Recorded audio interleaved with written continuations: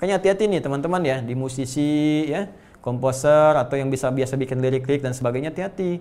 Kadang-kadang sendirian sedang merenung, tapi kayak bagus kelihatannya, cuman ternyata kalimatnya kotor misalnya, ngajak maksiat, mencela ibu orang lain, mencela ini, mencela itu. Sesungguhnya itu bisikan-bisikan seperti orang jahiliyah lu dapatkan. Ini yang dicela oleh Islam. Ini musik-musik yang harus dijauhi. Ya, ini yang harus dijauhi walaupun kelihatan bagus. Karena sebenarnya bagusnya bagus, cuma isinya liriknya mengajak pada maksiat atau hal yang tidak disukai oleh Allah Subhanahu wa taala. Ini yang ditinggalkan. Ini yang dijauhi. Nah, ini Allahu Akbar.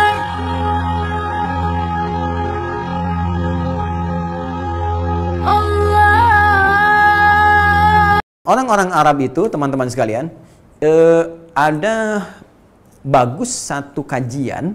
Jadi kalau Anda kuliah misalnya di jurusan bahasa Arab, bahasa dan sastra Arab, ya, kuliatul lughah Arabiyyah wa adabuha, itu ada namanya satu mata pelajaran Al-Adabul Arabi. Ya. Al-Adabul Arabi. Ya.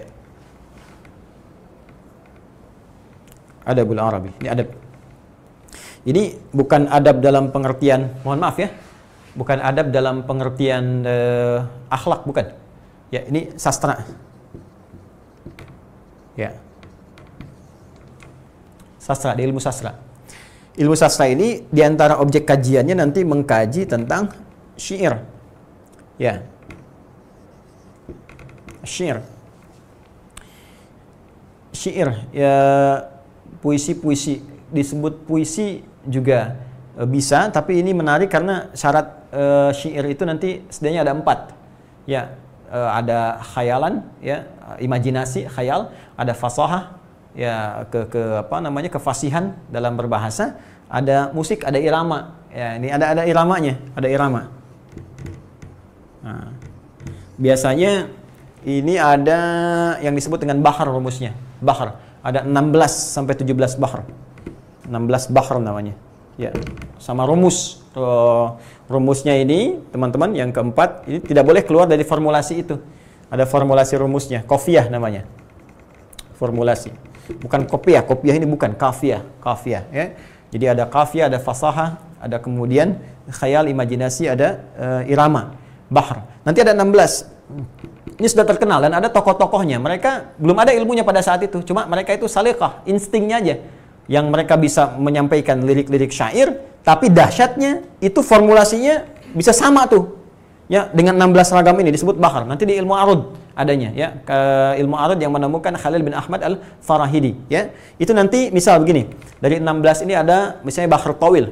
Tawilun lahudun al-bukhari fadailu fa'ulun mafa'ilu. Ya, kifana bki min dzikra habibin wa manzili bi saqtil li wa baina dakhuli fa hawmali rajas mustaf'ilun sautu safiril bulbuli hayya qalbi thamili al ma'u wa zahru ma'a ma zahri lahdhul muqali fa anta yasayyidi wa sayyidi wa maulali fakam taymuni ghazailun qutaytali qataftuhum nadatin fi hadha ar-rajuli faqala la faqad ghada muharwili wal walad wali wa ilali faqultu la tuwalidi fa bayna lu ali qalatu hina kadhan wa dhul muqali katan ka khailali tabtabi tabuli. Nah, coba ulangi. Jadi ada tawil misalnya kan, ada rajas, ada madid, mufalatun fa'ilatun, madid, ya kan? Nah, itu orang-orang Arab itu kalau dia bikin syair, teman-teman sekalian, formulasi nggak keluar dari situ. Tapi mereka ya belum ada ilmu terapan belajarnya, cuma salihah instingnya aja begitu. Nah, di antara yang mereka gunakan untuk mendapatkan syair-syair yang bagus itu, mereka minta bantuan jin-jin. Jin. Dan di antara jin itu ada yang ngasih lirik-lirik bagus, cuman ditunjukkan pada maksiat. Misalnya, lirik bagus untuk mabuk-mabukan. Maka dikenallah syairnya dengan khamriyat. Khamriyat. Syair-syair tentang khamr. Ya, misalnya dikasih lirik yang bagus tapi untuk menggoda, untuk zina, maka disebut dengan ghazaliyat. Ghazal. Ya.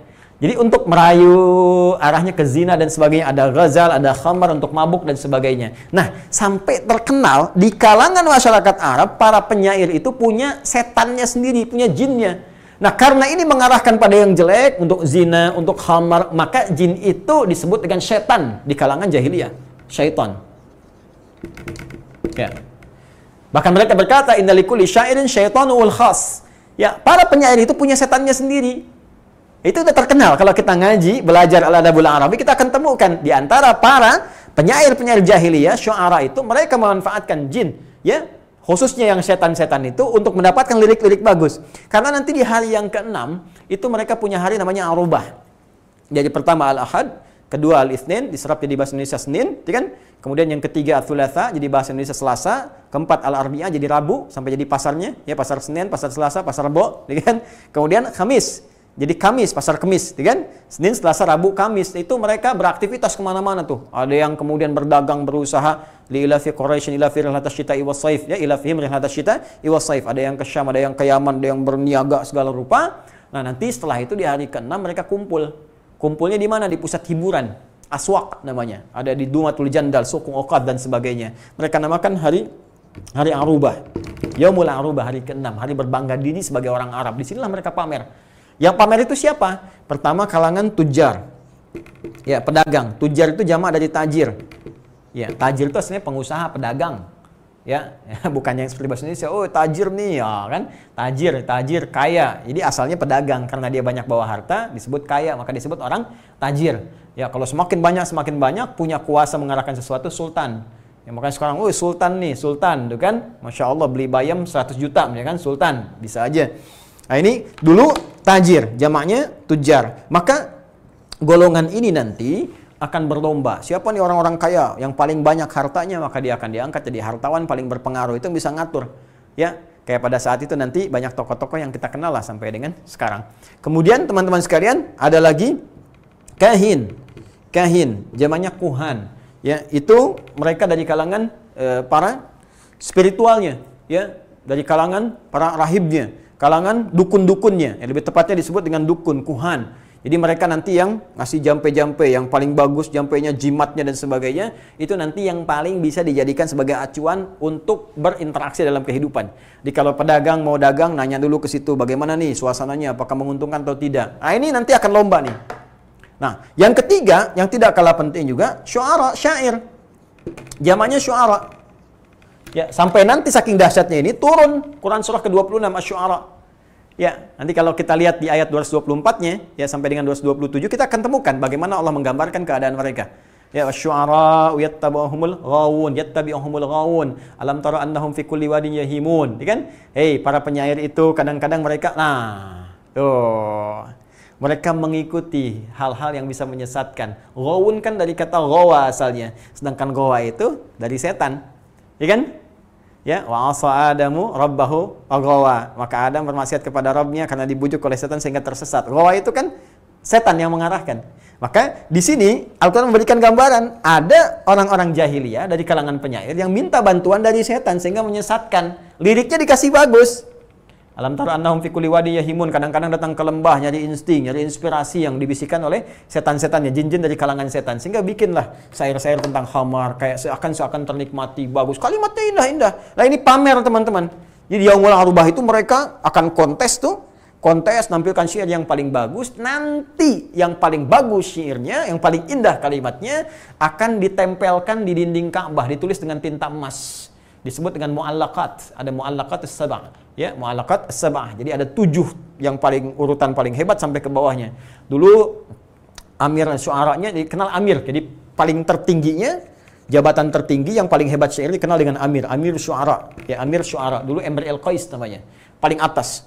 Yang paling bagus terus sampai ke bawah, ditulis dengan tinta emas, ditempelkan di dinding Ka'bah. Ini yang nanti kelak di hari Islam, pasca Nabi SAW nanti datang dengan dakwahnya, risalahnya sehingga merubah kalangan orang Mekah menjadi baik. Maka inilah sejarah pertama nanti kain kiswah Ka'bah yang tadinya tulisannya para syair-syair ya dari kalangan orang-orang jahiliyah dirubah menjadi tulisan Al-Quran. Tulis Al-Quran masih dengan tinta emas, maka menjadi kain kiswah Ka'bah untuk mengganti syair-syair orang jahiliyah. Nah, apa kaitan dengan yang kita bahas? Singkatnya teman-teman sekalian, para penyair ini sering memanfaatkan setan dari kalangan jin untuk meminta bantuan supaya punya lirik yang bagus, cuma isinya menyesatkan.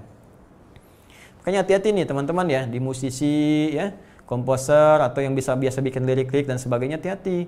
Kadang-kadang sendirian, sedang merenung, tapi kayak bagus kelihatannya, cuman ternyata kalimatnya kotor misalnya, ngajak maksiat, mencela ibu orang lain, mencela ini, mencela itu. Sesungguhnya itu bisikan-bisikan seperti orang jahiliyah lu dapatkan. Ini yang dicela oleh Islam. Ini musik-musik yang harus dijauhi. Ya, ini yang harus dijauhi walaupun kelihatan bagus. Aransemennya bagusnya bagus, cuma isinya liriknya mengajak pada maksiat atau hal yang tidak disukai oleh Allah Subhanahu wa taala. Ini yang ditinggalkan. Ini yang dijauhi. Nah, ini kaitan dengan pembahasan kita di Al-Baqarah ayat 14 ini, orang jahiliyah suka memanfaatkan setan untuk kepentingan-kepentingan maksiat. Maka ketika orang munafik datang kepada kelompok mereka yang disebut oleh Al-Quran dengan syayatinihim, jamak dari kata setan, seakan-akan sindiran yang sangat tajam. Katanya kamu orang beriman, tapi kok seperti orang jahiliyah ya, yang dulu minta bantuan kepada setan-setan untuk memberikan lirik, cuma liriknya menuju pada maksiat, liriknya menuju pada hinaan, celaan, dan menjauhkan dari Allah Subhanahu wa taala. Sama persis orang munafik datang ke lingkungan seperti ini, mendapatkan dari mereka bisikan lagi, mendapatkan dari mereka celaan-celaan kepada orang Islam, arahan-arahan keburukan, sama persis dengan orang jahiliyah yang mendapatkan pengaruh dari setan pada saat itu. Jelas, dari kalangan jin. Jadi yang pertama, Al-Quran memberikan kesan, sebuah esensi bahwa orang munafik ini bergaul di lingkungan yang bisa menjauhkan dari Allah Subhanahu wa taala. Maka hati-hati dengan lingkungan itu. Yang kedua, diberikan kecaman yang langsung mengatakan bahwa, ya, apa kalian ini seperti orang jahiliyah? Katanya beriman, mana imannya? Kok seperti para penyair jahiliyah yang memanfaatkan setan untuk membicarakan dan mengarahkan mereka pada nilai keburukan. Paham di sini? Nah, yang ketiga, kalau sudah ada kalimat seperti ini bentuk yang paling keras dari Al-Quran menunjukkan bahwa itu berbahaya. Jadi kalau ada satu bentuk sifatnya celaan, dzam namanya, dzam, celaan, ada bentuk celaan dalam informasi Al-Quran, ini menunjukkan bahwa sesuatu itu sangat berbahaya. Ini warningnya itu bukan biasa. Ya, tingkat bahayanya itu sudah sampai ke level yang paling tinggi, yang bisa menjerumuskan dalam, mohon maaf, bukan hanya nestapa dunia, tapi sengsara akhirat. Jadi kalau sudah paling tinggi, kalau di neraka, ya neraka jahanam paling bawah keraknya, darkil asfali minan nar. Kalau di dunia, ya sudah, ancamannya itu nestapa. Kalaupun merasa misalnya punya harta banyak, tapi nggak bermanfaat, capek aja hidupnya, capek. Ya, ngejar lagi, cuma nggak kepake. Ya gitu-itu aja, coba. Apa yang punya 1 miliar, makannya sehari 1000 mangkok? Kan tetap segitu juga. Anda makan 3 kali, saya makan 3 kali. Ya, Anda misalnya sehari 1 miliar, 30 hari 30 miliar. Ya, kita misalnya cuma 30 hari 1 juta. Tapi kan makannya sama, Anda 3 kali, saya 3 kali. Apa bedanya coba? Keluar kotoran juga. Ya? Bedanya apa? Apa dengan Anda dapatkan 1 triliun, makannya sehari jadi 1000 mangkok? Ya, 100 piring, kan tidak juga. Tapi kalau berkah, itu yang bagus. Bisa dibagi, arahkan pada kebaikan. Tapi yang berbahaya itu, cari lagi, cuma terus dipakai begitu, berangkat gelap, pulang gelap, gak bisa tidur, mengatur persaingan, berselisih dengan orang, macam-macam, tapi gak pernah dapat apa-apa, rugi. Jadi dunianya terjebak dalam lingkaran permainan saja, sendaguro permainan laibun walahmu dimanfaatkan oleh setan, di akhiratnya ketika pulang dapat neraka jahanam, dapat apaan tuh? Gak ada bangga-bangganya, gak dapat apapun, ini yang paling bahaya. Karena itu, Anda mesti belajar ya bahasa Al-Quran, lughatul Quran, fiqh, lughatul Quran, fikih bahasanya Al-Quran. Kalau sudah ada kata-kata yang seperti ini tajam, dan celaan yang sangat luar biasa kerasnya, ini menunjukkan ada bahaya yang sangat keras. Bahaya yang sangat keras, sampai kalimat yang digunakan tuh begitu keras. Ya, misalnya di Al-A'raf ayat 176 misalnya kan, kalau kita teruskan sampai dengan 179-nya, sampai ujungnya ada celaan kepada orang-orang yang tidak memfungsikan mata, telinga, dan hatinya dengan benar. Ya, lahum a'yunun la yubsiruna biha, mereka itu punya mata tapi nggak digunakan untuk melihat yang benar. Walahum adhanun la yasma'una biha, tapi mereka itu punya pendengaran tapi nggak difungsikan secara benar. Ya, walahum qulubun la yafqahuna biha, mereka itu punya hati, punya akal tapi nggak digunakan untuk mencerna yang baik-baik. Beriman nggak mau, berbuat baik nggak mau, kan? Apa yang dikecam oleh Allah? Ulaika kal an'ami, mereka itu kok seperti binatang ternak ya. Balhum adhal, tapi lebih daripada binatang. Ya, lebih daripada binatang. Binatang itu, sapi misalnya, itu binatang ternak. Sapi makannya rumput. Manusia ada yang makan aspal. Aspal dimakan. Ya, batu dimakan. Dan segalanya. Hilang anggaran dan sebagainya untuk aspal. Aspal yang tadinya besar jadi tipis dan seterusnya. Hati-hati. Ya, itu lebih daripada binatang, kata Allah. Binatang aja nggak begitu, kenapa manusia begitu? Nah, itu celaan yang sangat kasar. Dalam bentuk menunjukkan, teman-teman sekalian, kerasnya dan bentuk kesalahan yang sangat keras sehingga mendapatkan celaan yang sangat tidak biasa. Ya, itu berbahaya. Dan ini fitrah manusia juga biasanya begitu. Ya, biasanya kan kalau Anda ingin mencela pada sesuatu yang sangat tidak disukai, sangat jelek kan keluar kan? hal-hal yang tidak bagus, gitu kan? Nah, kalimat-kalimat ini bahkan ada di lisan manusia nih. Kalimat syayatin zamannya setan misalnya kan. Ya kadang-kadang orang pakai per dan sebagainya, ada persetan, ada itu. Sampai kadang-kadang saking jengkelnya ada yang dibikin sinetron dulu, ada kalau nggak salah ada sinetron setan kredit. Nah, terus di kalimat-kalimat tokoh-tokohnya kan lu untuk mencela hal-hal yang jelek itu keluar. Nah, karena itu rumus biasanya di dunia kemanusiaan begitu. Jadi kalau kita ingin menyampaikan satu perbuatan yang sangat kotor dan harus kita hindari, jauhi, maka celaannya pun keras. Dan kalau perbuatan itu sangat membahayakan, bahkan dalam teori hukum pun jangan diperhalus. Kalau diperhalus dianggapnya biasa. Ya, pencuri ya sebutnya pencuri, maling. Kenapa pencuri ayam disebut maling? Pencuri kas negara, pencuri misalnya aset bangsa, pencuri di perusahaan dan sebagainya disebutnya dengan koruptor. Kelihatannya kayak keren gitu kan? Ya, sebut aja maling. Maling aset negara, maling ini, maling itu, selesai. Ya, kenapa orang-orang perempuan keluyuran malam hari disebut dengan misalnya ya wanita tuan sosial atau kupu-kupu malam, disebut aja dengan kata-kata yang langsung jelas supaya ditinggalkan perbuatan buruk itu. Ya, laki-laki misalnya kan kenapa disebut hidung belang? Ya, udah aja walaupun ada sejarahnya dulu misalnya kan.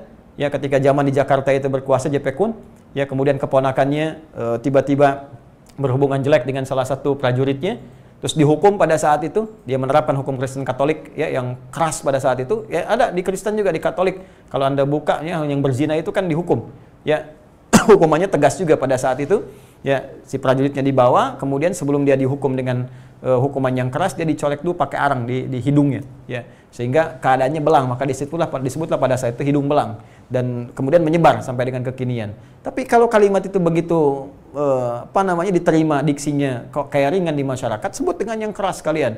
Dengan kekerasan itu, kalimat bukan kekerasan fisik ya, dengan kalimat kata-kata yang keras itu, hukuman pun kemudian bisa menjadi kuat secara psikologis sehingga manusia meninggalkan itu semua. Ya, itu poinnya teman-teman sekalian. Ya.